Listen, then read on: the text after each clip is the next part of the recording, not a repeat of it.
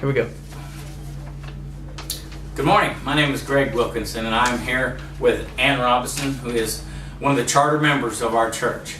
I have a few questions to ask her that she's going to answer that will tell us a little bit about the history of the church. When and how did the church begin? Well, to begin with, Schertz First Baptist Church bought 10 acres out here on 1103. And in March of '79, there were 5 people started meeting in a house. And one couple was from Universal City, and one was from Schertz, and so there were 5 of us all together. We met in that house, in those people's home, for about 2 months. And then we rented a house and met in it for several months. Finally built the church up here on the hill and moved into it in 1981. And that's how we got started. Okay, well that kind of answers my next question.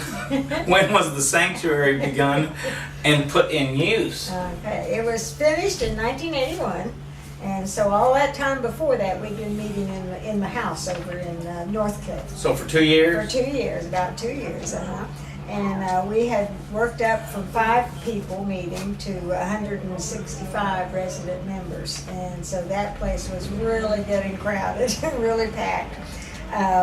They had a contest after we moved into the building and to name the church, because up to this point it was Northcliffe Mission, because we were a mission of Universal City and Schertz first.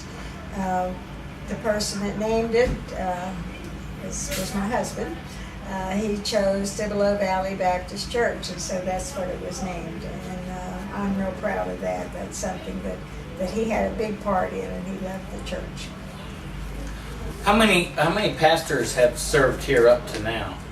We've had 4. The first one was Doug Halford, and he was retired Air Force, had not been to seminary, but he knew all about love, and that's what he taught us, I think, in the 10 years. That's the most important thing he taught us, the love of God. And then he was here for 10 years, and then we had Kyle Cox, who was here for 2.5 years, and he had been a missionary down to in Chile, and so he was quite a guy, a really nice person. And he stayed for 2.5 years. And then we had Eddie Cantu, who this was his first church, and he had only been a youth pastor before, and so he was really gung-ho. He was 40 years old when he came, and he stayed with us for 4 years. And then after he left, in 1997, we just had an interim for a while, and that was Woodruff was his name, his last name. And then Pastor Tone came to teach us about having a pastor. And he did not want to be our pastor, but he finally conceded to be our pastor, and he's been here since 1997. Good. Over the last several years, have any members gone on to be pastors or missionaries? Oops, I skipped one. That's all right.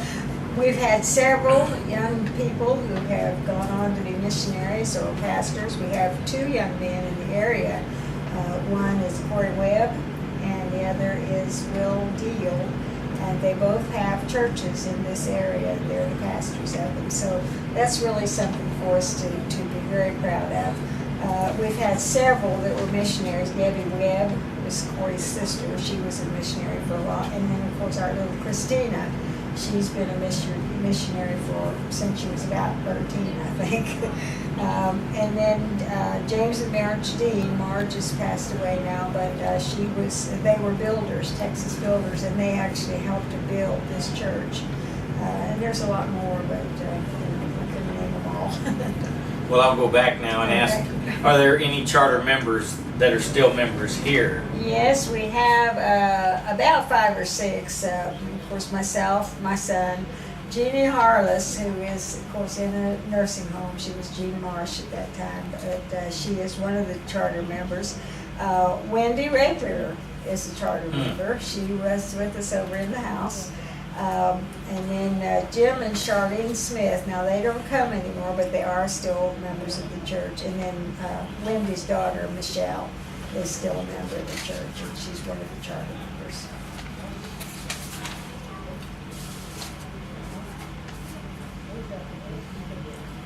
Want to hold it there?